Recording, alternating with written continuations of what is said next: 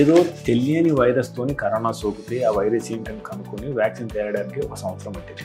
ఇప్పుడు ఒక HPV vaccine మినహా అసలు ఎందుకు క్యాన్సర్కు ఒక వ్యాక్సిన్ తయారు క్లిష్టమైన పరిస్థితిగా మారింది? ప్రజెంట్ జనరేషన్స్కి మీరు అడిగిన క్వశ్చన్ వెరీ ఇంపార్టెంట్ అండి. In fact I would say most important. Of course మీ దృష్టిలో వాట్ ఆర్ ద మిస్కాన్సెప్షన్, అదే రకంగా వాస్తవాలు ఏంటి అనే అంశం మీద మీ దృష్టికి వచ్చిన ఎక్కువ మిస్కాన్సెప్షన్ ఏంటి? దీనికి ఒక glaring example Angelina Jolie, a famous Hollywood actress. వాళ్ళ అమ్మగారికి ముందు బ్రెస్ట్ క్యాన్సర్ వచ్చింది. We lost her mother for stage 4 ovarian cancer. Angelina జోలీకి బ్రెస్ట్ క్యాన్సర్ లేదు, ఓవరీ క్యాన్సర్ లేదు. కానీ పసుపులో క్యాన్సర్ను నిరోధించే లేదా క్యాన్సర్ను తగ్గించే గుణాలు ఏమన్నా ఉంటాయా? పసుపులో ఉన్న యాంటీ క్యాన్సర్ పదార్థం కర్క్యూమిన్. ఈ curcumin component. Hello viewers, welcome to మెట్లెస్ 1 టీవీ. ప్రముఖ డాక్టర్స్ను పరిచయం చేసే వేదిక డాక్టర్ టాక్స్కు స్వాగతం.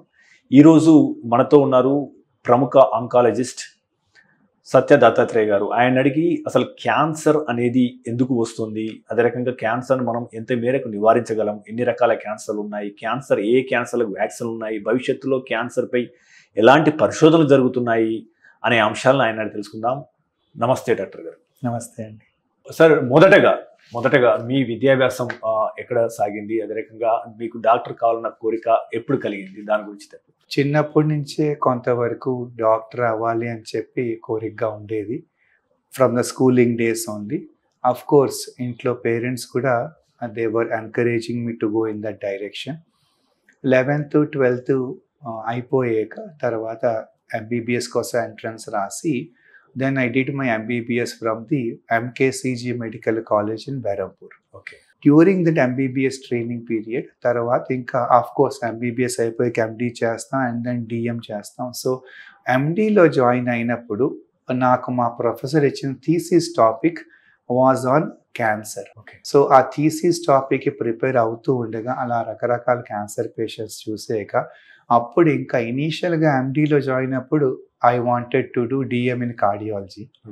బట్ ఈ థీసిస్ టాపిక్ రావడం వల్ల కొంచెం క్యాన్సర్ వైపు నాకు ఇంకా ఇంట్రెస్ట్ పెరిగి ఆ తర్వాత when I wrote my DM entrance, అప్పుడు ఆ ఎంట్రన్స్ క్లియర్ అయిపోయాక మెడికల్ ఆంకాలజీలో డాక్టరేట్ చేసి afterwards I joined the Basavatarakam cancer centre after finishing the DM course, then Omega Hospitals, and now I am working as the director and the chief of medical oncology in the Renova Saumya Comprehensive Cancer Center for the past 2.5 years.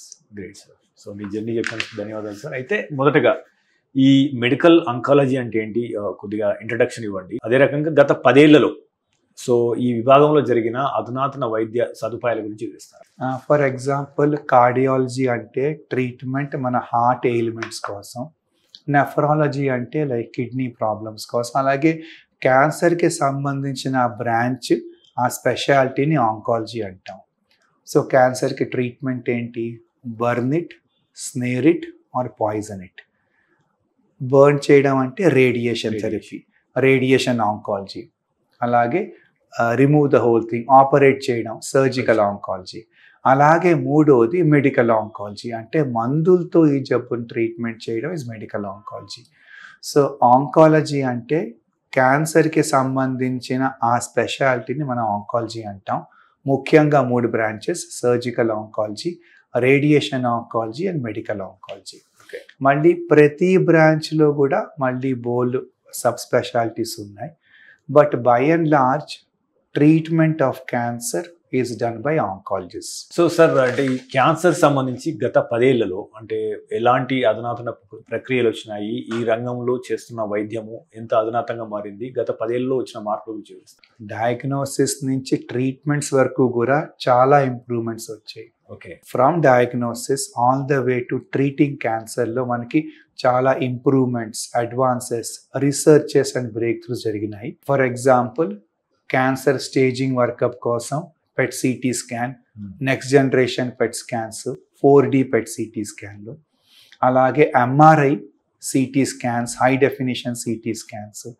ఇదే కాకుండా biopsy proof లేకుండా మనం cancer treatment usually start చేయం. Sometimes ఆ ఏరియాని మనం access చేయలేకపోవచ్చు, biopsy చేయడం ఈజీ కాకపోవచ్చు.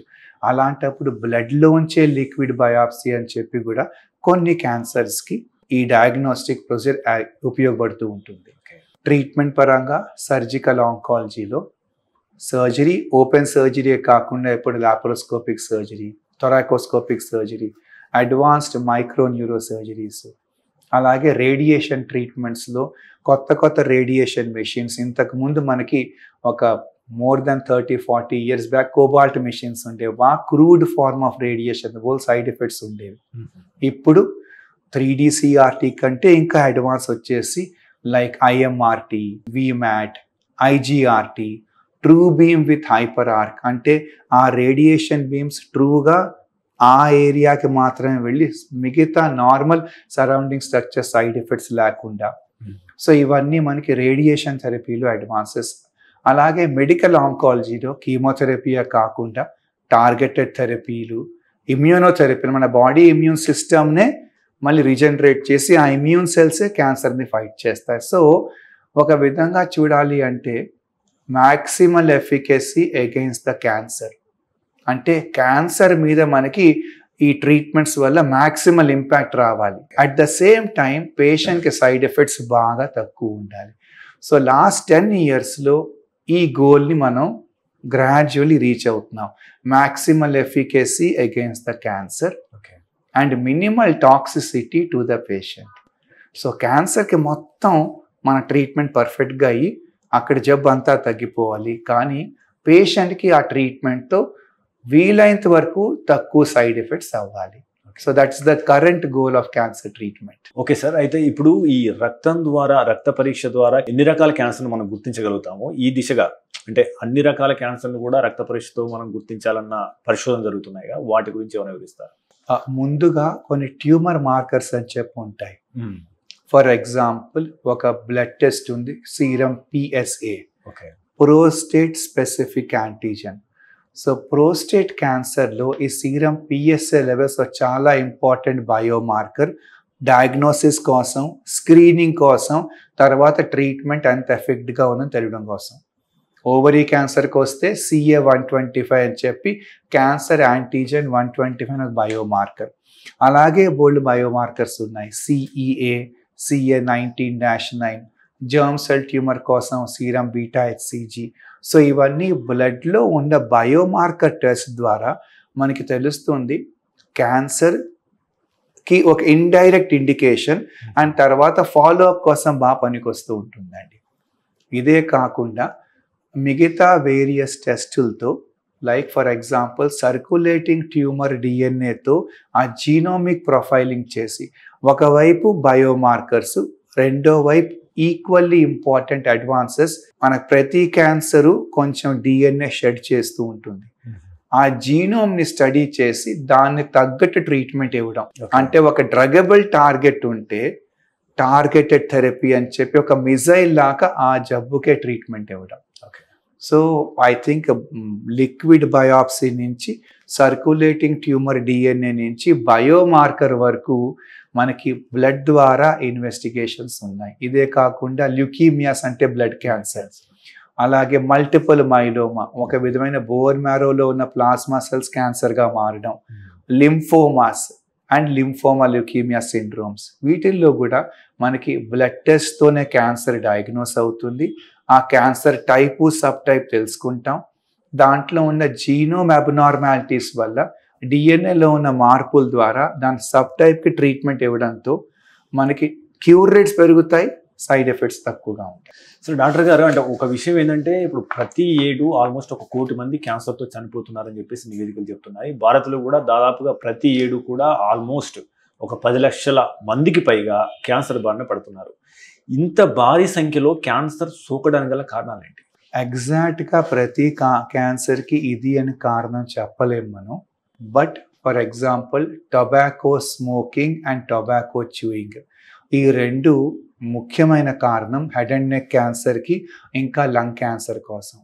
సో ఊపిరితిత్తుల క్యాన్సర్కి, అన్నవాహిక క్యాన్సర్కి, హెడ్ అండ్ నెక్ క్యాన్సర్కి ఒక ముఖ్యమైన కారణం tobacco smoking, or tobacco chewing. Number 2, automobile exhaust, pollution, background radiation exposure. ఇవన్నీ కూడా మనకి క్యాన్సర్ ఒక ఇంపార్టెంట్ కారణం. On top of that, by and large కొన్ని cancers are lifestyle diseases. Okay. లావుగా ఉండడం, sedentary lifestyle, obesity, hormone imbalance. ఇప్పుడు breast cancer కోసం మనం ఇది అని కారణం చెప్పలేము. Like tobacco smoking, lung cancer, tobacco chewing, head and neck cancer. ఎగ్జాక్ట్గా బ్రెస్ట్ క్యాన్సర్కి ఒక కారణం పిన్ పాయింట్ చేయలేం. ఓ 10% బ్రెస్ట్ క్యాన్సర్ పేషెంట్లు వంశపారంపర్యంగా వచ్చే అవకాశం ఉండొచ్చు, ఏదైనా BRCA1 BRCA2 జీన్లో తేడా ఉన్నా. బట్ మిగతా 80-90% ఆఫ్ బ్రెస్ట్ క్యాన్సర్లో సమ్ రిస్క్ ఫ్యాక్టర్స్ ఉంటాయి. ఆ రిస్క్ ఫ్యాక్టర్స్ ఏంటి? Early age at menarche, before 9 years first periods రావడం, late age at menopause, after 50-55 years menopause అవ్వడం, ప్రెగ్నెన్సీ అసలు కాకపోవడం, నో చిల్డ్రన్ అట్ ఆల్, లేకపోతే first live child birth after the age of 30 years. కొన్ని oestrogen containing hormone pills ఎక్కువ వాడుతూ ఉంటే, oral contraceptive pills వాడుతూ ఉంటే, లావుగా ఉండడం, ఒబేసిటీ. సో ఇవన్నీ are more like some factors.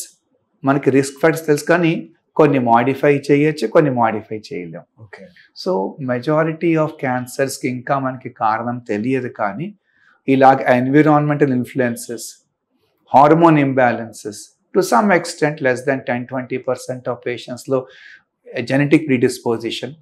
In addition, pollutants, tobacco smoking, alcohol, ఇవన్నీ మల్టిపుల్ క్యాన్సర్స్కి multiple reasons. Sir, doctor garu, అంటే మొదటగా క్యాన్సర్ అనగానే గుర్తొచ్చేది ఇది ఖరీదైన వైద్యం, దీనికి అవసరం అవుతుందని చెప్పేసి అంటారు. సో క్యాన్సర్ను ఖరీదు చేసింది ఏది? దీని గల కారణాలు ఏంటి? ఇప్పుడు మెడికల్ ఆంకాలజీలో మనం చూస్తే టార్గెటెడ్ థెరపీస్ కొంచెం ఎక్స్పెన్సివ్గా ఉంటాయి. Okay.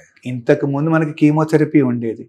When chemotherapy got introduced, అప్పుడు కీమోథెరపీ కూడా ఎక్స్పెన్సివ్గానే ఉండేది.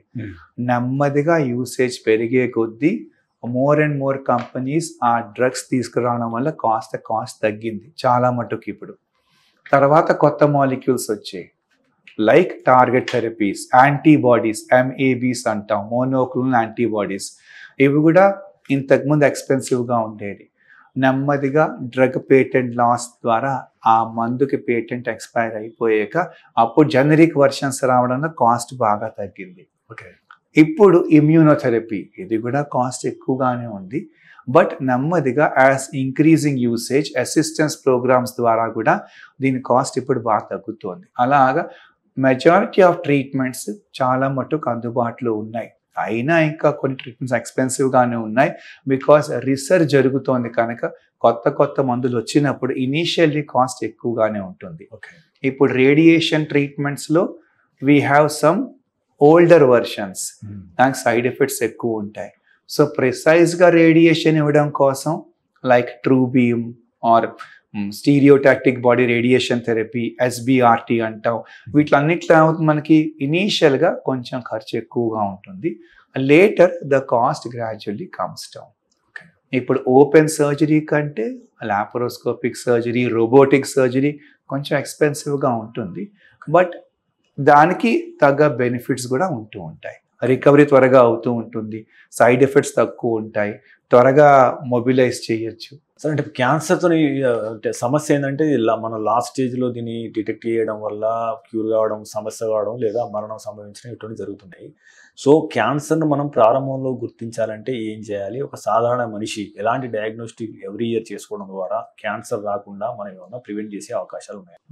చాలా మంచి ప్రశ్న అడిగారండి మీరు. You are spot on. Cancer is curable. క్యాన్సర్ని పూర్తిగా తగ్గించేయచ్చు ఇఫ్ డయాగ్నోస్డ్ ఎర్లీ. మనం ఎర్లీగా డయాగ్నోస్ చేయగలిగితే, ఎర్లీ స్టేజ్లో జబ్బుని పట్టుకుంటే, అండ్ ట్రీటెడ్ అప్రాప్రియేట్లీ, అండ్ తర్వాత సరి అయిన ట్రీట్మెంట్ తీసుకుంటే. సో సెంటెన్స్ పూర్తవుతుంది, cancer is curable if diagnosed early and treated appropriately. క్యాన్సర్ని ఎర్లీగా డయాగ్నోస్ చేయడం అంటే సిమ్టమ్స్ ఏం లేవు, మన బాడీలో మనకి ఏ సైన్స్ కనపడడం లేదు, కానీ మనం ముందే క్యాన్సర్ని కొన్ని టెస్టులతో కనుక్కుంటే దీన్ని మనం స్క్రీనింగ్ అంటాం. కంప్లీట్లీ నార్మల్ హెల్తీ పర్సన్కి టెస్టులు చేయడం is called as screening. Cancer screening, breast cancer కోసం breast self examination, clinical breast examination and మీరు చెప్పినట్టు మ్యామోగ్రఫీ. సో దీంతో మనం బ్రెస్ట్ క్యాన్సర్ని ముందే కనుక్కోగలం. అలాగే సర్వైకల్ క్యాన్సర్ అంటే గర్భాశయ ముఖం క్యాన్సర్ కోసం కొన్ని టెస్ట్ లైక్ ప్యాప్స్మియర్ కానీ లేకపోతే హెచ్పివి డిఎన్ఏ టెస్ట్తో మనం గర్భాశయ ముఖం క్యాన్సర్ని ప్రీ క్యాన్సరస్ కండిషన్లోనే కనుక్కోగలం. Third, prostate cancer above the age of 50 years serum PSA test చేసి ప్రోస్టేట్ క్యాన్సర్ని ముందే కనుక్కోగలం. ఆఖరిగా పెద్ద పేగు క్యాన్సర్, కోలోన్ క్యాన్సర్కి స్టూల్లో బ్లడ్ టెస్ట్ చేయడం లేకపోతే కొలనోస్కోపీ ద్వారా మనం కోలోన్ క్యాన్సర్ని ఎర్లీ స్టేజ్లోనే కనుక్కోగలం. ఆర్ ప్రీ క్యాన్సరస్ కండిషన్ పాలిప్లో ఉన్న స్టేజ్లోనే కనుక్కోగలం. ఇలా ఈ 4 క్యాన్సర్లకే స్క్రీనింగ్ ఉందండి. మిగతా ఏ క్యాన్సర్ని మనం స్క్రీనింగ్ చేసి ముందే కనుక్కోలేము. కానీ ఎగ్జిక్యూటివ్ హెల్త్ చెకప్స్ చేస్తూ ఉంటాం, ఇయర్లీ స్క్రీనింగ్లు అవుతూ ఉంటాయి. దాంట్లో మనకి ఎర్లీగా కనుక్కునే అవకాశం ఉండొచ్చు. ఉదాహరణకి మామూలుగా మనం లంగ్ క్యాన్సర్ స్క్రీనింగ్ చేయం. లంగ్ క్యాన్సర్కి సిటీ స్కాన్ ప్రతి మనిషికి చెప్తూ ఉంటాం మనం. బట్ COVID-19 పాండమిక్ ఆ 2 yearsలో వెన్ హెచ్ఆర్సిటీ టెస్ట్ మనకి కామన్గా చేస్తూ ఉన్నాం కనుక అప్పుడు చాలా మటుకు లంగ్ క్యాన్సర్స్ ఎర్లీ స్టేజ్లో బయటపడ్డాయి. మనం సిటీ స్కాన్ చేసింది మెయిన్లీ ఆ కోవిడ్ సిమ్టమ్స్ కోసం. దాంతోపాటు అప్పుడు కొంతమందికి మనం లంగ్ క్యాన్సర్ ముందే కనుక్కోగలిగాం. అదర్వైజ్ కామన్గా lung cancer stage 1 only 10% of patients, రెండో స్టేజ్లో ఇంకో 10% of patients or 15% of patients. Majority of lung cancer patients diagnose అయినప్పుడు 70 to 80% of patients are advanced, either stage 3 or stage 4. So lung క్యాన్సర్ని ముందే కనుక్కోవడం కష్టం. కానీ లంగ్ క్యాన్సర్ కూడా స్క్రీనింగ్ ఉంది. Heavy smokers almost 30-40 years smoking చేస్తున్నారు, వాళ్ళు high risk of lung cancer ఉంటుంది కనుక low dose CT scan test as lung cancer స్క్రీనింగ్గా కొన్ని స్టడీస్లో హ్యాస్ షోన్ ఇంప్రూవ్మెంట్.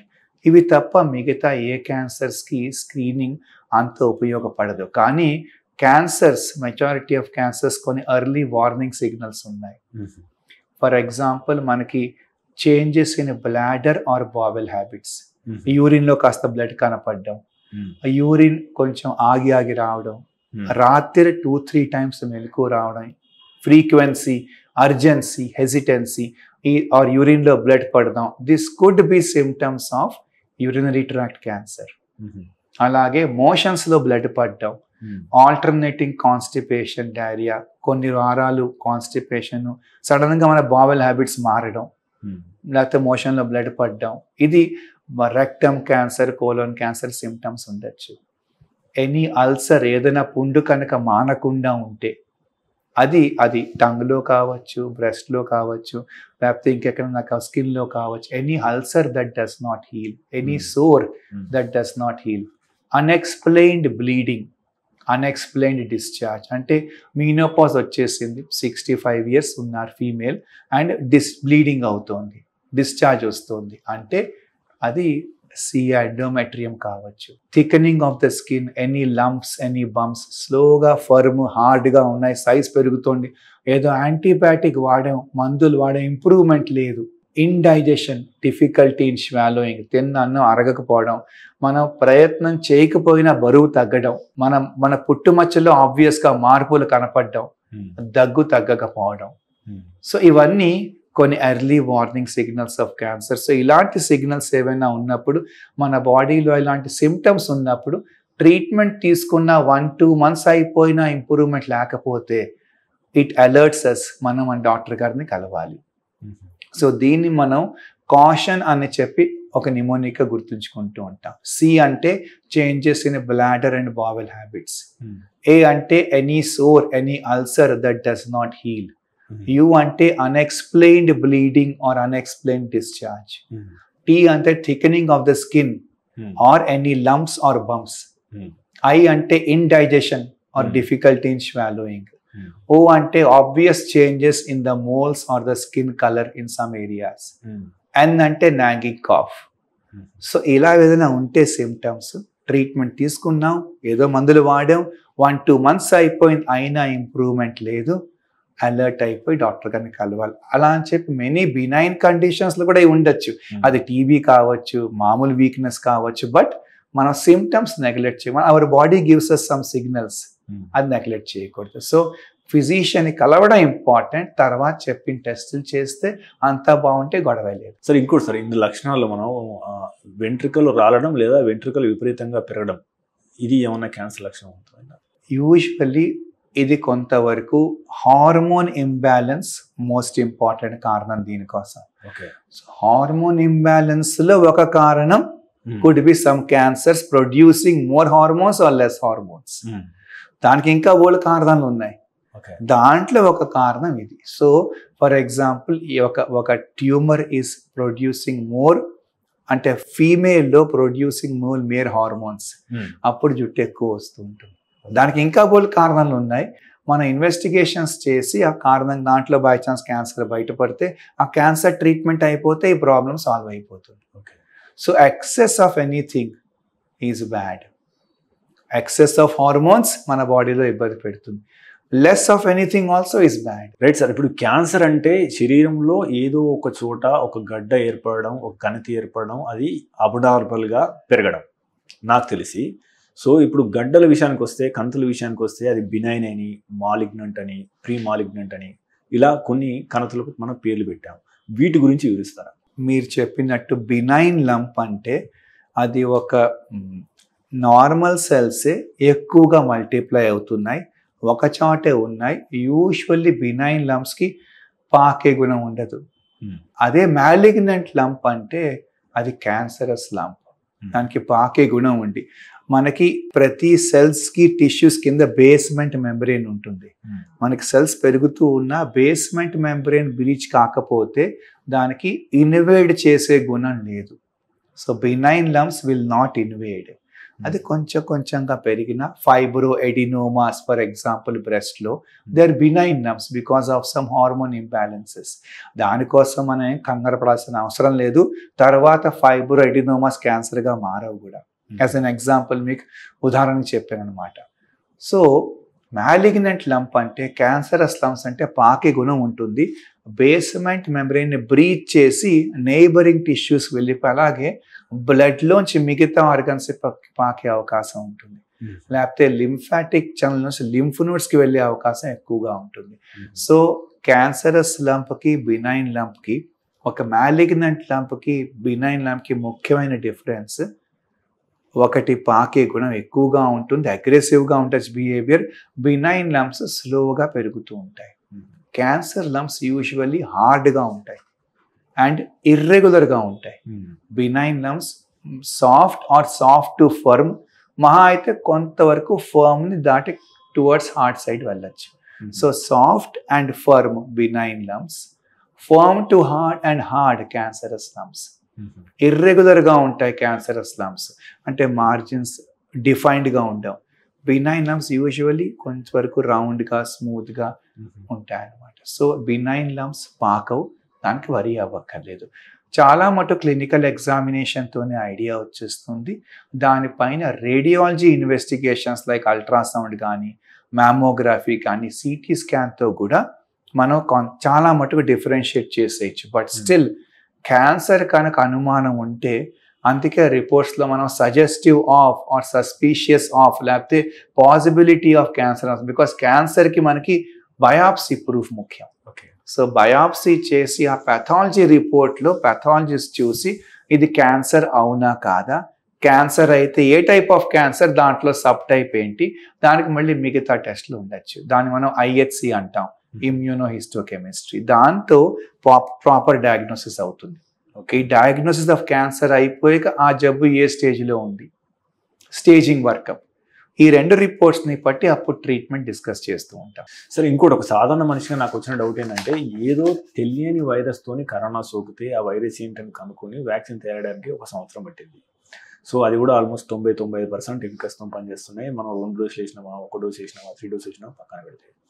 ఇప్పుడు ఒక HPV వ్యాక్సిన్ మినహా క్యాన్సర్కు సంబంధించి ఏ వ్యాక్సిన్స్ ఇప్పటి వరకు రాలేదు, ఆ దిశగా ఏమైనా ప్రయత్నాలు జరుగుతున్నాయా? అసలు ఎందుకు క్యాన్సర్కు ఒక వ్యాక్సిన్ తయారు చేయడం క్లిష్టమైన పరిస్థితిగా మారింది? ప్రజెంట్ జనరేషన్స్కి మీరు అడిగిన క్వశ్చన్ వెరీ ఇంపార్టెంట్ అండి. In fact I would say most important. Of course మనం క్యాన్సర్ ట్రీట్మెంట్ గురించి మాట్లాడుతున్నాం, క్యాన్సర్ డయాగ్నోసిస్ గురించి మాట్లాడుతున్నాం. క్యాన్సర్ ఎర్లీగా డయాగ్నోస్ చేస్తే క్యూర్ రేట్స్ ఎక్కువ అవుతాయి.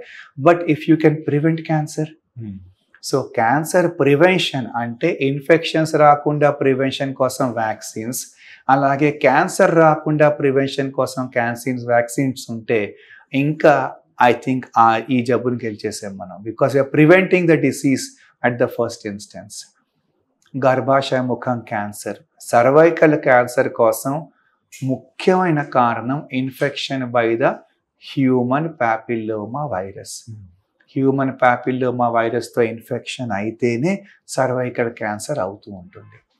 సో సర్వైకల్ క్యాన్సర్కి కారణం హ్యూమన్ ప్యాపిల్లోమా కనుక్కున్నాక మనం దాంట్లో మళ్ళీ కొంచెం high risk human papilloma viruses ఉంటాయి. మనం ఈ వైరస్ కారణాన్ని కనుక్కున్నాక సర్వైకల్ క్యాన్సర్ వ్యాక్సిన్ డెవలప్ అయింది. అండ్ ఈ cervical cancer vaccine efficacy is more than 95 to 99% అండి. సో ఈ వ్యాక్సిన్ తీసుకోవడం వల్ల మోర్ దాన్ 95 to 99% ఛాన్స్ మనకి ఇన్ఫెక్షన్ అవ్వదు with the human papilloma virus. ఆ ఇన్ఫెక్షన్ కానప్పుడు సర్వైకల్ క్యాన్సర్ రాదు. ఇండియా, భారతదేశంలో మన goal after 2030 cervical cancer Mukt Bharat. So cervical cancer vaccination అందుకే is part of NIP, national immunization programme. Between the age of 9 to 15 years ఒక 2 doses తీసుకుంటే cervical cancer causing వైరసెస్తో infection కాకుండా ఉంటుంది. After the age of 15 years 3 doses are required. So ఈ ప్రయత్నంలో ముందుకు వెళ్తున్నాం కనుక సర్వైకల్ క్యాన్సర్ వ్యాక్సిన్ కొంత costly, but not very costly. But అది ఇప్పుడు మనకి అందరికీ అందుబాటులో వచ్చేస్తుంది with various vaccines produced in India only. So దాంతో కాస్ట్ బాగా తగ్గిపోవడం వల్ల which means that 1 dose should cost only 500 rupees or 600 rupees. So very very cheap. And దాంతో మనకి infection with the human papilloma virus అవ్వదు కనుక ఇంకా సర్వైకల్ క్యాన్సర్ రాకుండా ఉంటుంది. సో ఈ క్యాన్సర్కి వ్యాక్సిన్ ఉంది బికాస్ ఒక reason human papilloma virus is causing that. మిగతా క్యాన్సర్స్లో మల్టిపుల్ రీజన్స్ ఉంటాయి. సో అలాంటప్పుడు వ్యాక్సిన్ తయారు చేయడం కొంచెం కష్టం. ఇప్పుడు టొబాకో స్మోకింగ్కి వ్యాక్సిన్ ఏముంది? The prevention is not to smoke tobacco. But చాలా మంది నాన్ స్మోకర్స్ కూడా లంగ్ క్యాన్సర్ వస్తూ ఉంటుంది కదా. సో లంగ్ క్యాన్సర్లో ఒక ముఖ్యమైన కారణం టొబాకో స్మోకింగ్, కానీ many patients of lung cancer are non smokers. So atmosphere, environment, మన pollutants, exhaust of automobile etcetera, మన లైఫ్ స్టైల్, స్ట్రెస్. సో ఇలా మల్టిపుల్ ఫ్యాక్టర్స్ క్యాన్సర్ కారణం అయినప్పుడు వ్యాక్సిన్ తయారు చేయడం కష్టం.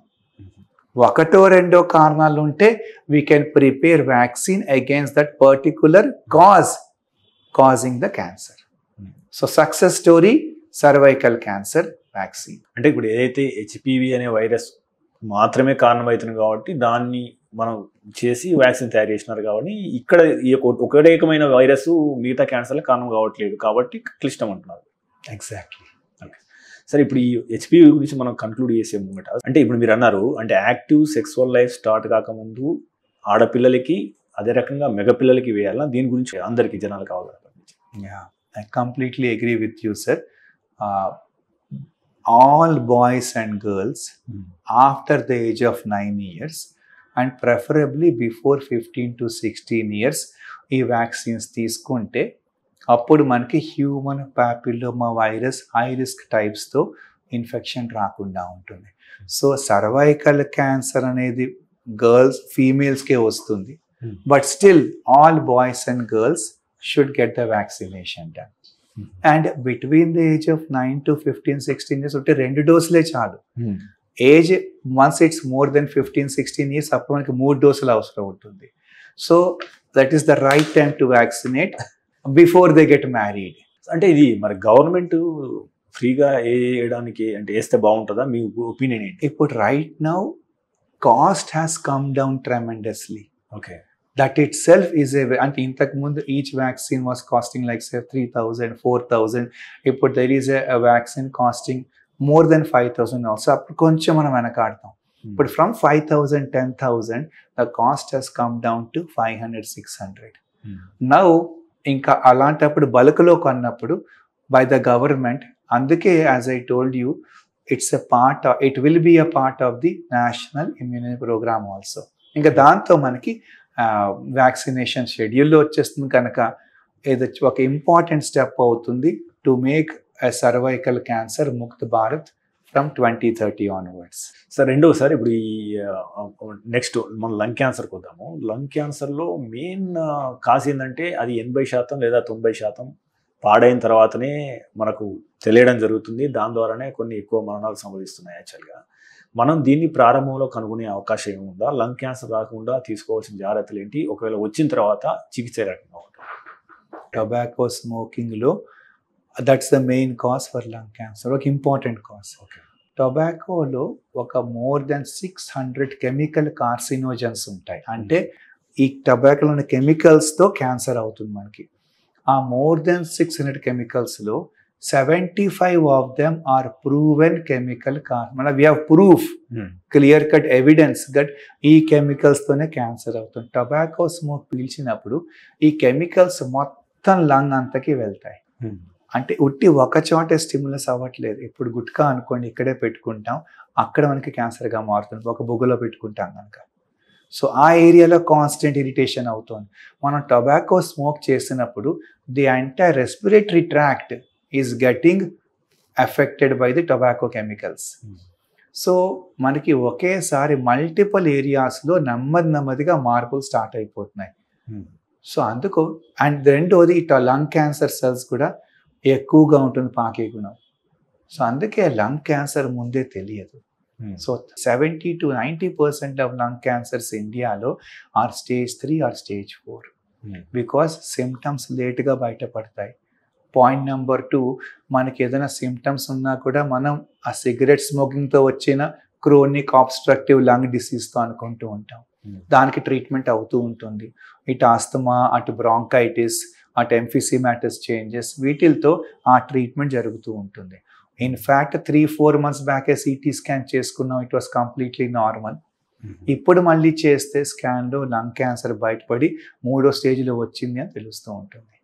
అండ్ దట్స్ బికాస్ ఆ క్యాన్సర్ పెరుగుతోంది కూడా, పాకుతోంది కూడా. So that is the nature or the biology of lung cancer. అందుకే లంగ్ క్యాన్సర్కి స్క్రీనింగ్ అంత ఎఫెక్టివ్గా ఉండదు. అలా అని చెప్పి recent studies have shown that low dose CT chest in high risk పాపులేషన్లో మనం ప్రాబబ్లీ లంగ్ క్యాన్సర్ని ముందే డయాగ్నోస్ చేయొచ్చేమో. బై అండ్ లార్జ్ లంగ్ క్యాన్సర్కి స్క్రీనింగ్ అట్లీస్ట్ ఇన్ ఇండియా అంత లార్జ్ స్కేల్లో low dose CT scan chest చేయడం అంత ఈజీ కాదు. దట్ ఈస్ వై స్క్రీనింగ్లో మ్యామోగ్రఫీ, పిఎస్ఏ టెస్ట్, ప్యాస్మిన్ ఉన్నాయి, కానీ CT chest is right now not a part of regular screening programme. కాకపోతే మీరు అనేది ఏంటంటే ఒక 20 సంవత్సరాలు లేదా 10 సంవత్సరాల పాటు సిగరెట్ తాగిన వాళ్ళు సిటీ స్కాన్ చేయించుకోవడం ఉత్తమం అంటారు. మోర్ దాన్ దట్, అంటే హై రిస్క్ పాపులేషన్ ప్రకారంగా ఇప్పుడు it is very tough to convince కూడా అండి. టొబాకో స్మోకింగ్ చేసే పాపులేషన్లో మీరు సిటీ స్కాన్ చేయించుకోండి అనేది it's not easy and not cost effective also. అంటే ఎంతో వేల మందికి సిటీ స్కాన్ చేస్తే కొంతమందిలో బయటపడుతుంది. Okay. So it's not a cost effective way. అదే ప్యాప్స్మియర్ కానీ, బ్రెస్ట్ క్యాన్సర్కి మ్యామోగ్రాఫ్ కానీ, పిఎస్ఏ కానీ, it's a very cost effective way of identifying cancer early. అందుకోసమనే low dose CT chest is not widely publicized because ఆ cost benefit ratio తీసుకున్నా, ఆ risk ratio తీసుకున్నా మనకి ఇట్ డజంట్ మ్యాచ్. మనం ఇప్పుడు సాధారణంగా క్యాన్సర్ చేసేది రేడియోథెరపీ, అదే రకంగా కీమోథెరపీ అంటాం కదా, వీటి గురించి క్లుప్తంగా చెప్పండి. అదే రకంగా మెయిన్ ఏంటంటే కీమోథెరపీ చేసినా రేడియోథెరపీ చేసినా సైడ్ ఎఫెక్ట్లు బాగా ఉంటాయి అన్న ప్రచారం ఉంది. ఇందులో వాస్తవం therapy with chemicals, chemotherapy. Okay. అంటే మనం కెమికల్స్ వాడుతున్నాం ఈ జబ్బుని ట్రీట్మెంట్ చేయడం కోసం. ఈ chemicals normal cells, abnormal cancer సెల్స్ని డిస్టింగ్విష్ చేయదు. అందుకే మనకి క్యాన్సర్ చనిపోతుంది, తగ్గిపోతుంది. బట్ దాంతో పాటు మనకి ఇన్నోసెంట్ బై స్టాండర్డ్ సెల్స్ కూడా ఎఫెక్ట్ అవుతాయి. నార్మల్ సెల్స్ టిష్యూ ఎఫెక్ట్ అవుతాయి. అందుకే జుట్టు ఊడిపోతూ ఉంటుంది. అగైన్ ప్రతి కెమికల్కి జుట్టు ఊడిపోదు, బట్ బై అండ్ లార్జ్ జుట్టు ఊడిపోతూ ఉంటుంది. లేకపోతే బ్లడ్ పడిపోతుంది, వైట్ సెల్స్ పడిపోతాయి, ప్లేట్లెట్స్ పడిపోతాయి. It's like chemotherapy, like atomic bomb. అంటే నార్మల్ సెల్స్ కూడా చనిపోతాయి. But our goal is abnormal cells చనిపోయి మనకి రిపోర్ట్స్ అన్ని నార్మల్ అయిపోయి క్యాన్సర్ మళ్ళీ రాకూడదు, ఈ ప్రాబ్లం కంట్రోల్ అయిపోయి క్యూర్ అయిపోవాలి. దాంతోపాటు కొన్ని సైడ్ ఎఫెక్ట్స్ ఉంటాయి. బట్ కీమోథెరపీతో వచ్చే side effects are transient, temporary, reversible and usually ట్రీట్మెంట్తో దాన్ని మళ్ళీ మనం తగ్గించేసేయచ్చు. ఓకే, 1950s, 60s, 70sలో వచ్చిన కీమోథెరపీతో పోలిస్తే ఇప్పుడు దానికంటే ఇంకా మంచి కెమికల్స్ వచ్చేసాయి. క్యాన్సర్ మీద ఇంకా బాగా పనిచేసి సైడ్ ఎఫెక్ట్స్ తక్కువ ఉండేటట్టు. నెంబర్ 2, ఈ కీమోథెరపీ సైడ్ ఎఫెక్ట్స్కి రాకుండా సపోర్టివ్ కేర్ మెడిసిన్స్, ఈ సపోర్టివ్ కేర్ మెడిసిన్స్ కూడా బాగా పెరిగాయి ఇప్పుడు. ఇంతకుముందు మనం ప్రతి క్యాన్సర్ కీమోథెరపీ అంటే ఇంకా అందరికీ వాంతి, వికారం, ఆకలి పుట్టకపోవడం. ఇప్పుడు ఎక్కడో 100లో ఒక్కరికో ఇద్దరికో వాంతి, వికారాలు అవుతూ ఉంటాయి. సో వామిటింగ్స్ రాకుండా మంచి మందులు వచ్చేసాయి. యాంటీ ఎమిటిక్స్ అంటూ ఉంటాం. ఇంజెక్షన్స్ రూపంలో కొన్ని, టాబ్లెట్స్లో కొన్ని. WBC కౌంట్స్ పడకుండా ఇంజెక్షన్స్ ఉన్నాయి, రెడ్ బ్లడ్ సెల్స్ పడకుండా ఇంజెక్షన్స్ ఉన్నాయి, ప్లేట్లెట్స్ పడకుండా టాబ్లెట్స్ ఉన్నాయి. సో ఇలా సపోర్టివ్ కేర్ కూడా హ్యాస్ ఇంప్రూవ్డ్ అలాట్. అందుకు సైడ్ ఎఫెక్ట్స్ కూడా బాగా తగ్గిపోయాయి ఇప్పుడు. సిమిలర్లీ రేడియేషన్ థెరపీలో కూడా ప్రిసైజ్గా రేడియేషన్ ఆ అబ్నార్మల్ ఏరియాకి మాత్రమే వెళ్ళేటట్టు targeted delivery of radiation and neighbouring tissue damage కాకుండా. సో ఈ ఎస్పెషల్లీ లాస్ట్ 10-20 yearsలో ఈ డెవలప్మెంట్స్ చాలా అయ్యాయి. సో 2000 బిఫోర్ అండ్ ఆఫ్టర్ 2000 ఆ కీమోథెరపీస్ వేరు, సైడ్ ఎఫెక్ట్స్ రాకుండా సపోర్టివ్ మెడికేషన్స్ వేరు, ఆ రేడియేషన్ ట్రీట్మెంట్స్ కూడా బాగా డెవలప్మెంట్స్ అయ్యి ఈ రీసెర్చెస్తో బ్రేక్ త్రూస్ అయ్యాయి. అందుకే సైడ్ ఎఫెక్ట్స్ బాగా తగ్గిపోయాయి. అండ్ మెజారిటీ ఆఫ్ పేషెంట్స్ మొత్తం షెడ్యూల్ ట్రీట్మెంట్ ఆల్మోస్ట్ ఆల్వేస్ టైంలో పూర్తి చేయగలుగుతున్నారు. బోన్ మ్యారో ట్రాన్స్ప్లాంటేషన్ అంటాం కదా, దీని గురించి చెప్పండి. ఇది ఎవరికి అవసరం? ఇంతకు ముందు వాడే టర్మ్ బోన్ మ్యారో ట్రాన్స్ప్లాంటేషన్, ఇప్పుడు దాన్ని మనం స్టెమ్ సెల్ ట్రాన్స్ప్లాంటేషన్ అంటూ ఉంటాం. సో బోన్ మ్యారోలో ఉన్న స్టెమ్ సెల్స్ని మనం ట్రాన్స్ప్లాంట్ చేస్తాం కనుక దీన్ని మనం peripheral blood stem cell transplantation అంటాం. ఇంతకు ముందు ఈ బోన్ మ్యారోలో స్టెమ్ సెల్స్ మనం ఐసోలేట్ చేయడం కోసం it was very painful procedure. From the bone marrow అంటే బోన్లో డ్రిల్ చేసి బోన్లో వెళ్ళి బోన్ మ్యారో నుంచి ఆ సెల్స్ తీసేవాళ్ళం. ఇప్పుడు వచ్చే ఇంజెక్షన్స్ ద్వారా అదే సెల్స్ బ్లడ్లో వచ్చేస్తూ ఉంటాయి. సో అందుకే it's very simple now. It's a peripheral blood stem cell transplantation. ముఖ్యంగా బ్లడ్ క్యాన్సర్స్లో, ల్యూకీమియాస్లో, అలాగే లింఫోమాస్లో, ఇంకా మల్టిపుల్ మైలోమా, ఒక bone marrow plasma cell cancer, ఇలాంటి క్యాన్సర్స్లో bone marrow transplantation or now we call it a stem cell transplantation అని చెప్పి వాడుతూ ఉంటాం. సో హై డోస్ కీమోథెరపీ ఇచ్చి జబ్బును బాగా తగ్గించేసి తర్వాత స్టెమ్ సెల్ ట్రాన్స్ప్లాంటేషన్ చేస్తే అప్పుడు క్యూర్ రేట్స్ ఇంకా బాగుంటాయి, కంట్రోల్ రేట్స్ ఇంకా ఎక్కువ అవుతాయి. కనుక దీన్ని మనం peripheral blood stem cell transplantation అంటాం. So compared to solid tumours, liquid ట్యూమర్స్లో, లిక్విడ్ క్యాన్సర్స్లో మనకి ట్రాన్స్ప్లాంటేషన్ ఆఫ్ స్టెమ్ సెల్స్ చేస్తూ ఉంటాం. Like leukaemia, acute lymphoblastic leukaemia, acute myeloid leukaemia, రెండోది మల్టిపుల్ మైలోమా, మూడోది Hodgkin's lymphoma, 4 non Hodgkin's lymphoma. ఈ క్యాన్సర్స్లో ముఖ్యంగా మనం high dose chemotherapy and peripheral blood stem cell transplantation చేస్తూ ఉంటాం. ఈ స్టెమ్ సెల్స్ పేషెంట్ స్టెమ్ సెల్సే వాడితే it's called as autologous transplantation. అదే పేషెంట్ వాళ్ళ brother are sister or any matched HLA matched person వాడితే ఆల్లోజెనిక్ ట్రాన్స్ప్లాంటేషన్ అంటూ ఉంటాం. సో నార్మల్ కీమోథెరపీతో క్యూర్ వీలు కానప్పుడు ట్రాన్స్ప్లాంటేషన్తో క్యూర్ చేసే అవకాశం ఉంటుంది. సరే ఇంకొకటి సార్, క్యాన్సర్కి సంబంధించి చాలా మిస్కాన్సెప్షన్స్ సొసైటీలో ఉన్నాయి. మీ దృష్టిలో వాట్ ఆర్ ద మిస్కాన్సెప్షన్, అదే రకంగా వాస్తవాలు ఏంటి అనే అంశం మీద మీ దృష్టికి వచ్చిన ఎక్కువ మిస్కాన్సెప్షన్ ఏంటి? ఇంతకు ముందు మీరు చెప్పారు క్యాన్సర్ ట్రీట్మెంట్కి బాగా సైడ్ ఎఫెక్ట్స్ ఉంటాయి, కొన్ని side effects are irreversible side effects, అందుకే ట్రీట్మెంట్ తీసుకోకుండా లేట్ అయిపోతూ ఉంటుంది. ఇప్పుడున్న కరెంట్ క్యాన్సర్ ట్రీట్మెంట్స్కి సైడ్ ఎఫెక్ట్స్ బాగా తక్కువ ఉంటాయి, క్యూర్ రేట్స్ ఎక్కువ ఉంటాయి, జబ్బు బాగా తగ్గే అవకాశం ఉంటుంది. సో అది సర్జరీ కావచ్చు, రేడియేషన్ థెరపీ కావచ్చు, కీమోథెరపీ కావచ్చు, ఆర్ అదర్ న్యూ డెవలప్మెంట్స్ కావచ్చు. ఇప్పుడున్న ప్రజెంట్ క్యాన్సర్ ట్రీట్మెంట్స్కి సైడ్ ఎఫెక్ట్స్ బాగా తక్కువ ఉంటాయి అండ్ క్యాన్సర్ మీద ఇంపాక్ట్ బాగా ఎక్కువగా ఉంటుంది. I think that is myth number 1. Myth number 2, cancer వంశపారంపరంగానే వస్తుంది. మాకెవరికి ఈయన ఫ్యామిలీ క్యాన్సర్ లేదు కనుక నాకు ఇది క్యాన్సర్ కాదు, నాకు క్యాన్సర్ రాదు. వాస్తవంగా 10 to 30% of cancers only can be passed on. వంశపారంపరంగా వచ్చే అవకాశం ఒక 10 to 20% ఛాన్స్ ఉంది. అగైన్ క్యాన్సర్ని బట్టి మారుతూ ఉంటుంది. లంగ్ క్యాన్సర్ జెనెటిక్ అవకాశం almost only 1% or less than 1%.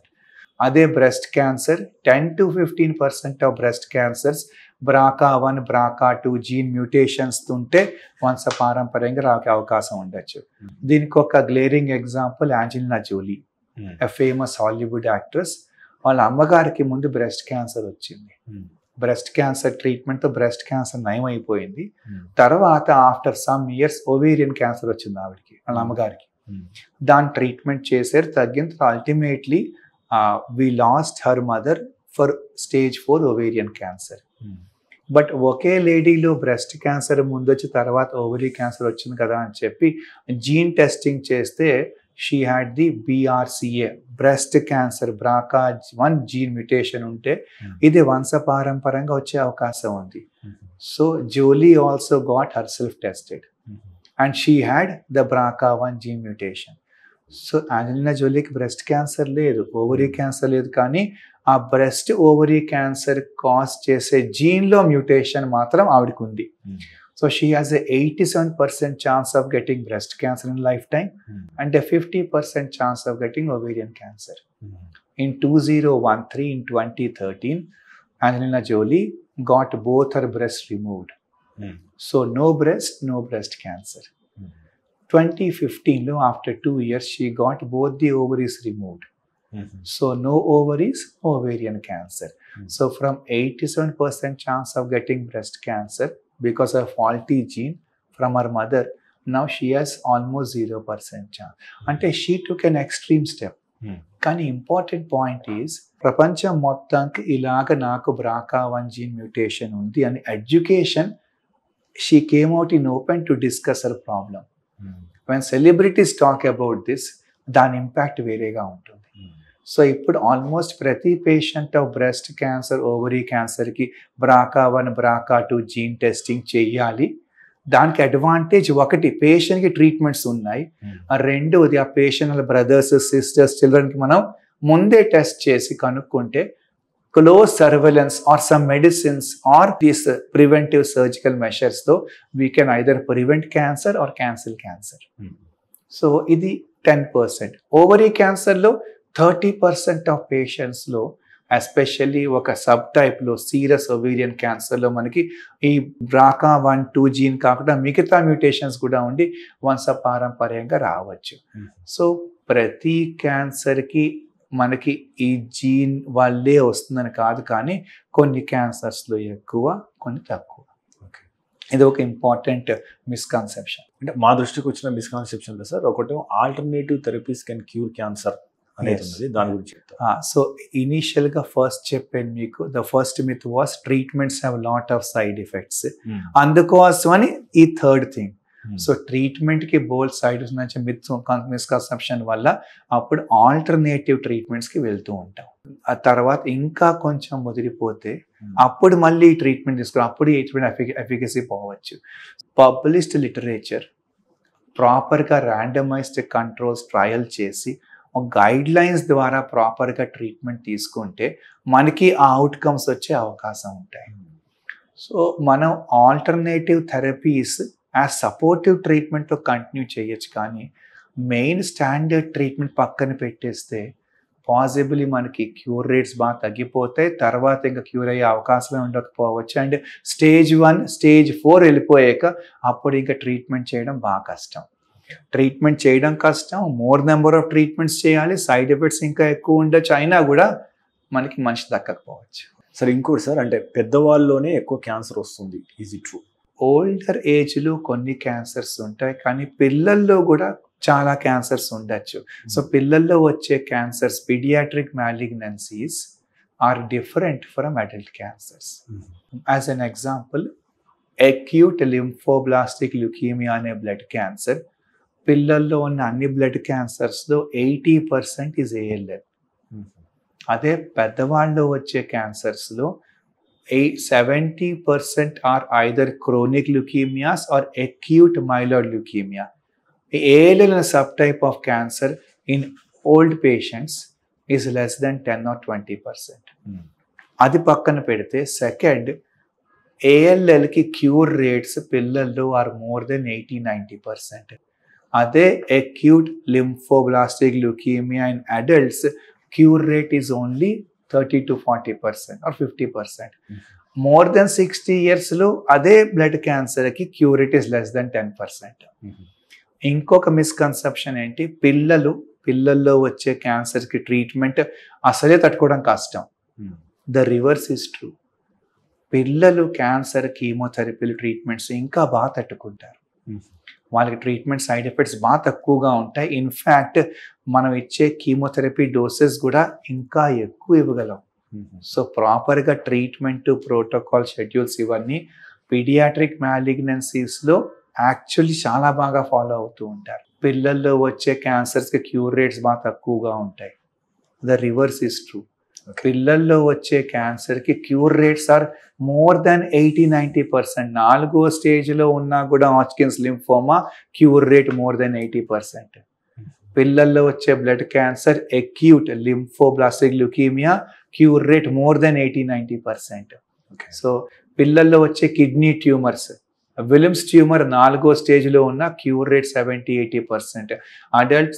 అడల్ట్స్లో వచ్చిన kidney cancer, renal cell carcinoma 4వ స్టేజ్లో cure less than 5% or impossible. So paediatric malignancies cure rates are much more. And పిల్లల ట్రీట్మెంట్ యాక్చువల్లీ బాగా తట్టుకుంటారు, వాళ్ళ సైడ్ ఎఫెక్ట్స్ తక్కువ ఉంటాయి, ఉన్నా కూడా అది ఈజీగా ట్రీట్మెంట్కి రెస్పాండ్ అవుతారు. ఇంకోటి సార్, అంటే pain is always a sign to spreading cancer అని అంటున్నాము, ఇది ట్రూ అయినా సరే? Usually cancer lumps are painless lumps. నెమ్మదిగా స్లోగా స్వెల్లింగ్ పెరుగుతూ ఉన్న పెయిన్ అవ్వదు మనకి. అది చాలా పెయిన్ వచ్చింది అంటే క్యాన్సర్తో మనకు కొంచెం లేట్గానే తెలుస్తున్నట్టు లెక్క. బ్రెస్ట్లో లంప్ స్లోగా పెరుగుతోంది, అది పెయిన్ ఏం లేదు కనుక దాన్ని నెగ్లెక్ట్ చేస్తూ ఉంటాం. ఇక్కడ టంగులో ఒక గ్రోత్ కనపడుతుంది, బయట ఎవరికి కనపడడం లేదు. సో టంగులో గ్రోత్కి పెయిన్ ఏ ఉండదు, అది బాగా ముదిరిపోయి నైబరింగ్ స్ట్రక్చర్స్కి ఇన్ఫిల్ట్రేట్ చేస్తున్న నరంకి అప్పుడు మనకి పెయిన్ స్టార్ట్ అవుతుంది. సో పెయిన్ స్టార్ట్ అయింది అంటే మనం ఆల్రెడీ బాగా లేట్ అయ్యాం. థ్రోట్ క్యాన్సర్ అంటే వోకల్ కార్డ్ క్యాన్సర్ యూజువల్లీ లారింగ్స్ అంటే అది మనకి వాయిస్ ప్రొడ్యూస్ చేస్తుంది.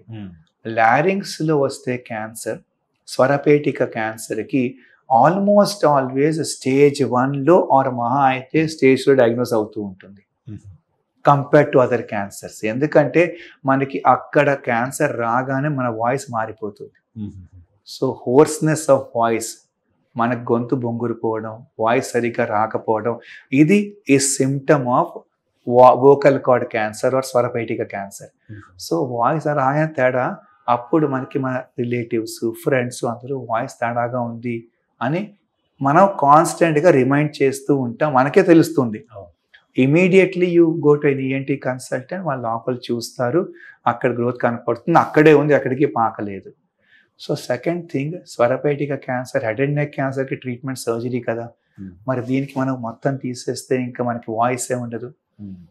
సర్జరీ లేకుండా రేడియేషన్ థెరపీతో కూడా equal cure rates of surgery for laryngeal cancer. So అది అందుకే like God has been kind to us. That ఆ ఏరియా క్యాన్సర్ వచ్చినా ద ఇంపార్టెంట్ థింగ్ డిఫరెన్షియేటింగ్ మన humans from creatures and animals is communication. మనం voice వల్ల. అదే లేకపోతే ఇంకా హ్యూమన్స్కి యానిమల్స్కి ఎక్కువ డిఫరెన్స్ ఉండదు. సో రేడియేషన్ థెరపీతో ఈ జబ్బు మొత్తం నయం అయిపోతుంది స్టేజ్ 1, స్టేజ్ 2లో without operation and still equal cure rates as surgery. So these are all important advances. Sir ఇంకొకటి సార్, ఈ రొమ్ము పాలు ఇవ్వడం వల్ల ఏదైతే క్యాన్సర్ ఉందో, రొమ్ము క్యాన్సర్ ఉందో అది తగ్గే అవకాశం ఉంటుందా? ఏమన్నా అసలు there is any relation between పాలు ఇవ్వడానికి రొమ్ము క్యాన్సర్ వచ్చే అవకాశాలు తగ్గడానికి ఏమైనా సంబంధం ఉందా? సో ప్రెగ్నెన్సీ అండ్ లాక్టేషన్ అంటే ప్రెగ్నెంట్ అవ్వడం, చైల్డ్ బర్త్ అయిపోయాక పిల్లకి తల్లి పాలు ఇస్తూ ఉండడం వీలైనంత వరకు as long as we can.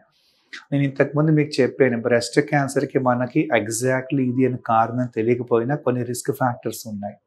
కామన్గా ప్రతి లేడీలో, ప్రతి ఉమెన్లో మనకి సైకిల్స్ వస్తూ ఉంటాయి ఎవ్రీ మంత్. అండ్ దాంట్లో hormone levels oestrogen ups and downs అవుతూ ఉంటాయి. Oestrogen in the first 2 weeks, progesterone in the second 2 weeks. Now pregnancy అవడం వల్ల మనకి this whole thing gets disrupted. So అంటే the female breast cells are now not exposed to this cyclical changes in the hormones. So ఒక విధంగా breast టిష్యూకి rest వస్తుంది. అందుకే pregnancy protects against breast cancer. So I told you one risk factor is no pregnancy at all. Nulliparous women అంటే అసలు పిల్లలే పుట్టలేదు, వాళ్ళలో breast cancer. One risk factor is that. Second, first live child birth happening after 30 years of age. అంటే 30 years వరకు మనకి ఆ hormone చేంజెస్లో ఎక్కడ బ్రేక్ రాలేదు. So no pregnancy at all or first live child birth after 30 years ever one risk factor for breast cancer. Third, అసలు పిల్లలకి పాలు ఇవ్వకపోవడం. As long as you give the child the milk, మనకి మళ్ళీ ఈ female hormone levels ఆ cycle break అవుతుంది. Because మనకి పాలు ప్రొడ్యూస్ చేసే hormone will take the upper hand కనుక ఈ ఫీమేల్ హార్మోన్స్ తక్కువ. అందుకే pregnancy and lactation both of them are protective. Sir ఇంకొకటి సార్, ఈ పసుపులో క్యాన్సర్ను నిరోధించే లేదా క్యాన్సర్ను తగ్గించే గుణాలు ఏమన్నా ఉంటాయా? By using turmeric is good to prevent cancer. మన హిందూ స్క్రిప్చర్స్లో మనకు కూడా ఎప్పటి నుంచో మనకి మన తాతగారు అందరూ చెప్తూనే ఉంటారు, పసుపులో మీరు చెప్పినట్టు anti inflammatory properties, anti oxidant properties, to a large extent anti cancer properties కూడా ఉంటాయి. పసుపులో ఉన్న యాంటీ క్యాన్సర్ పదార్థం కర్క్యూమిన్. ఈ curcumin component is anti cancer. మన పసుపులో ఉన్న యాంటీ క్యాన్సర్ కాంపోనెంట్. అంటే ట్రీట్మెంట్ పరంగా అంతవరకు మనకి కర్క్యూమిన్ది రైట్ నౌ ఏది ఎక్కడ అంత ఎవిడెన్స్ లేకపోయినా, maybe as prevention it could be healthy habit to consume turmeric, specifically curcumin. And curcumin ఇప్పుడు మనకి సిరప్ ఫామ్లో, ట్యాబ్లెట్ ఫామ్లో మార్కెట్లో available. So it's a healthy habit. Okay, but క్యాన్సర్కి ట్రీట్మెంట్గా అది మనం వాడలేం, కానీ maybe it might help in protecting the body. Sir ఇంకోటి సార్, అంటే మీరు గత దశాబ్దానికి పైగా ఈ మెడికల్ ఆంకాలజీ రంగంలో విశేష సేవలు అందిస్తున్నారు. సో వచ్చే 10 ఏళ్లలో టెక్నాలజీ పరంగా ఈ క్యాన్సర్ చికిత్స కానీ, క్యాన్సర్ డయాగ్నోసిస్ రంగంలో కానీ ఎలాంటి మార్పులు, విప్లవాత్మక మార్పులు వచ్చే అవకాశం ఉన్నది మీరు భావిస్తున్నారు? మార్పులు రావాలి, మనకి మార్పులు ఇప్పుడు కావాలి కూడా. ఎందుకంటే ముందు కంటే ఇంప్రూవ్మెంట్స్ చాలా బాగున్నాయి, ముందు కంటే కంట్రోల్ రేట్స్ బాగున్నాయి, ముందు కంటే క్యూర్ రేట్స్ కూడా బాగున్నాయి. But compared to cardiology, where 90-95% of problems బాగా కంట్రోల్ చేయగలుగుతాం. Compared to nephrology or neurology, అక్కడ కూడా మనం చాలా మటుకు ప్రాబ్లమ్ సాల్వ్ చేయగలుగుతున్నాం. 0 or 10% నుంచి మనం 50-60%కి వచ్చేసాం. బట్ దాన్ని ఇంకా మనం 70-80% తీసుకెళ్ళాలి అంటే ఈ coming 10 years future is very important. Especially last 20 years developments చూసుకుంటే ఇప్పుడు వచ్చే డెవలప్మెంట్ కూడా మనకి అదే రేంజ్లో వెళ్ళి ఇంకా క్యూర్ రేట్స్ ఎక్కువయ్యే అవకాశమే ఉంది. ఇంకా more refined radiation delivery techniques. Number 2, ఇంకా more refined targeted therapies, immunotherapies, car T cell therapies. 4వ స్టేజ్లో కూడా ఇంకా క్యూర్ రేట్స్ పెంచే అవకాశం. ట్యాబ్లెట్ రూపంలో మందులు వాడడం, క్యాప్సూల్ రూపంలో మందులు వాడడం, వీలైనంత వరకు సైడ్ ఎఫెక్ట్స్ రాకుండా ఇంకా సపోర్టివ్ కేర్ మెడిసిన్స్ ఇంకా మనకి పెరగాలి. ఇంకా సైడ్ ఎఫెక్ట్స్ అవుతూనే ఉన్నాయి, ముందు కంటే తక్కువ, but still patients do have side effects. ఇంకా కొంతమంది పేషెంట్స్కి క్యాన్సర్ తిరగబడుతూ ఉంటుంది, అది రాకుండా ఉండటం కోసం ఇంకా క్యూర్ రేట్స్ పెరగాలి. ఇంకా క్యాన్సర్స్ మనం ఎర్లీగా డయాగ్నోస్ చేయగలగాలి. ఇంకా ప్రివెంటివ్ మెషర్స్ కూడా రావాలి. సో ఐ థింక్ ఈ కమింగ్ 10 yearsలో మనకి అన్ని improvements, advances, researches, breakthroughs అవుతాయి. More discoveries, more developments, more inventions, more innovations ఇవన్నీ వచ్చే అవకాశం డెఫినెట్గా ఉంటుంది. ఇంకోటి సార్, ఇప్పుడు క్యాన్సర్ చికిత్సలో ముఖ్యంగా భారత్లో ఏ స్థానంలో ఉంది in terms of technology, in terms of experts విషయంలో ఏ స్థానంలో ఉంది? అదే రకంగా హైదరాబాద్ ఏ రకంగా ఉంది? ఇక్కడ మెడికల్ టూరిజం ఎట్లా జరుగుతుంది సార్? వెరీ పర్టినెంట్ క్వశ్చన్ అండి. At this point of time US కావచ్చు, యూకే కావచ్చు, అక్కడ ఉన్న అన్ని medicines almost more than 95% of medicines మన దగ్గర ఉన్నాయి. ఓకే, మన దగ్గర కొన్ని లేకపోయినా కూడా ఈజీగా ఇంపోర్ట్ చేసుకోవచ్చు. కొన్ని బాగా కాస్ట్లీ ఉండొచ్చు, they might be prohibitively expensive, but if need be మన దగ్గర లేని medicines, chemicals, target therapies, immunotherapies, we can import from there. But 90 to 95% are available with us, okay, of all multinational companies. So అందుబాటులో అన్ని మందులు ఉన్నాయి. కొన్ని మందులు మనం కొనలేకపోయినా బోల్ జనరిక్ వర్షన్స్ ఉన్నాయి, which are an equal quality. అంటే వేరియస్ లీడింగ్ ఫార్మస్యూటికల్ కంపెనీస్ ఎప్పుడు ఇండియా నుంచి మందులు ఎక్స్పోర్ట్ చేస్తూ ఉంటే అదే మందులు including to America, UK and countries like Africa. So I think we are at par with almost all the developed nations. Inka improvements రావాలి because we have a lot of villages, rural areas where inka treatments percolate కావాలి. కానీ compared to 2000 before ki 2020 and later ki I think we have come a long way అండి. ముఖ్యంగా అంటే వచ్చే 10 ఏళ్లలో health care cost అనేది ఏ రకంగా పెరిగే అవకాశం ఉంది? ఎందుకంటే కొన్ని అఫోర్డబుల్ లేని సందర్భాలు ఉంటాయి, కొంతమంది పేదవాళ్ళు, మధ్యతరగతి ఉంటారు, వానికి అనుకోని కష్టం వచ్చినప్పుడు దాన్ని ఏ రకంగా ట్యాకిల్ చేయాలి అనే అంశం గురించి ఏమైనా వివరిస్తారు? అంటే ఈ క్వశ్చన్కి ఆన్సర్ ఇచ్చే ముందు I will let you know that 2004లో నేను ప్రాక్టీస్ స్టార్ట్ చేసినప్పుడు medical oncology versus now in nearing 2024, ఈ లాస్ట్ 20 yearsలో what I have seen is patients or people or their family members who have taken insurance, ఆ number చాలా increase అయింది. Okay, so I think basic medications or basic treatments, standard treatment వరకు almost అందరం ఇప్పుడు afford చేయగలుగుతున్నాం. దానిపైన if you have to take the best in the world like targeted therapies, immunotherapies, robotic surgeries, costly radiation treatments, precise radiation treatments, ఇవన్నీ చేస్తున్నప్పుడు insurance I think is one thing which will definitely be helpful. ఒక విధంగా చాలా మటుకు financial stress తగ్గిపోతుంది when you can afford that through insurance. So my personal suggestion is కాస్ట్లు పెరుగుతూనే ఉంటాయి. కాస్ట్లు పెరిగాయి అంటే ట్రీట్మెంట్లో ఆ ట్రీట్మెంట్ ఇంకా బాగా రిఫైన్ అయింది. And basic goal of cancer treatment ఏంటి? Maximal efficacy against the cancer. Cancer మొత్తం ట్రీట్మెంట్లో ఎక్కడా మనకి కాంప్రమైజ్ కాకూడదు, కానీ least side effects to the patient, minimal toxicity to the patient. అలాంటప్పుడు మనకి ఈ అడ్వాన్సెస్, ఈ బ్రేక్ త్రూస్ ఇవన్నీ మనకి అందుబాటులో ఉండాలి అంటే కొంతవరకు from our pocket to a large extent from insurance. So I think health care cost will keep on increasing. దాని తగ్గట్ట we have to get prepared if we want the best so that we have the least of problems. Sir అంటే మనం ముగించే ముందు అంటే రానున్న రోజుల్లో ఇప్పుడు ఆల్మోస్ట్ ఏటా ఒక 11 లక్షల మందికి క్యాన్సర్ సోకుతుంది మన దేశంలో అని గణాంకాలు చెప్తున్నాయి. ఇది పెరిగే అవకాశం ఉందా? ఒక సాధారణ మనిషికి మీరు ఇచ్చే సూచనలు ఏంటి క్యాన్సర్ రిస్క్ బారిన పడకుండా ఉండాలంటే? ఒక విధంగా మెజారిటీ ఆఫ్ క్యాన్సర్స్ కొంతవరకు life style disease. So healthy hygienic balanced diet I think అది మోస్ట్ ఇంపార్టెంట్. రెండోది స్ట్రెస్ తక్కువ ఉండడం, స్ట్రెయిన్ తక్కువ ఉండడం, సెడెంటరీ లైఫ్ స్టైల్ అవాయిడ్ చేయడం, కనీసం ఒక 5 days ఇన్ ఏ వీక్ ఒక 1 hour అట్లీస్ట్ ఫిజికల్ యాక్టివిటీ కేటాయించడం, హైట్కి తగ్గత వెయిట్ మెయింటైన్ చేయడం, ఇవన్నీ ఐ థింక్ ఒక విధంగా సమ్ మాడిఫైయబుల్ ఫ్యాక్టర్స్. ఇది మనం చేయగలం. వ్యాక్సినేషన్స్ తీసుకోవడం, సర్వైకల్ క్యాన్సర్ వ్యాక్సిన్.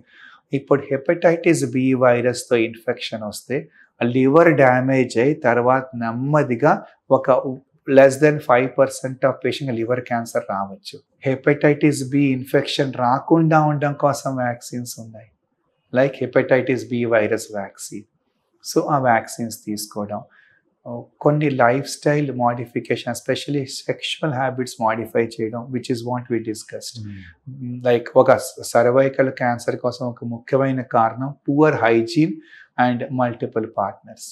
సో అలాగా అది అవాయిడ్ చేయడం. కొన్ని డిసీజెస్ని మనకు వచ్చిన దాన్ని కంట్రోల్ బాగా చేసుకొని సరిగా మందులు వాడాలి. హెచ్ఐవి ఇన్ఫెక్షన్ వస్తే దాని ట్రీట్మెంట్ సరిగ్గా తీసుకోకపోతే ఇమ్యూనో సపరేషన్ అవ్వడం వల్ల వాళ్ళ క్యాన్సర్స్ వచ్చేస్తూ ఉంటాయి. సో హెచ్ఐవి ఇన్ఫెక్షన్ వచ్చినా దాని ట్రీట్మెంట్ సరిగ్గా తీసుకుంటే లాంగ్ టర్మ్ సర్వైవర్స్ ఉంటారు without any development of secondary cancers. Vitamin D is an important anti cancer vitamin. And vitamin D మనకి న్యాచురల్ సన్లైట్లో వచ్చేస్తూ ఉంటుంది. So exposure to sunlight is important. మనకి ఇప్పుడున్న ప్రజెంట్ కల్చరల్ హ్యాబిట్స్ వల్ల, లైఫ్ స్టైల్ వల్ల మనం మార్నింగ్ 9 నుంచి ఈవినింగ్ 5 to 6 వరకు ఏసీ రూమ్స్లో ఆఫీసెస్లో ఉంటున్నాం. So exposure to natural sunlight is not there. So vitamin D levels బాగా తక్కువగా ఉండడం వల్ల క్యాన్సరే కాదు మిగతా బోల్ ప్రాబ్లమ్స్ వస్తూ ఉంటాయి. అలాగే healthy hair, good atmosphere and especially ఒక 6 to 8 hours of good sleep, ఇవన్నీ ఐ థింక్ కొంతవరకు will be able to prevent cancer or control it. Thank you Satya Dattatreya garu. మా క్యాన్సర్కి సంబంధించి ఎన్నో కీలకమైన అంశాలు, ఎంతో విలువైన సమాచారం మాకు అందించారు. ఇది క్యాన్సర్ పట్ల అవగాహన మరింత పెంచుతుందని మేము భావిస్తున్నాం. Thank you very much. Thank you so much.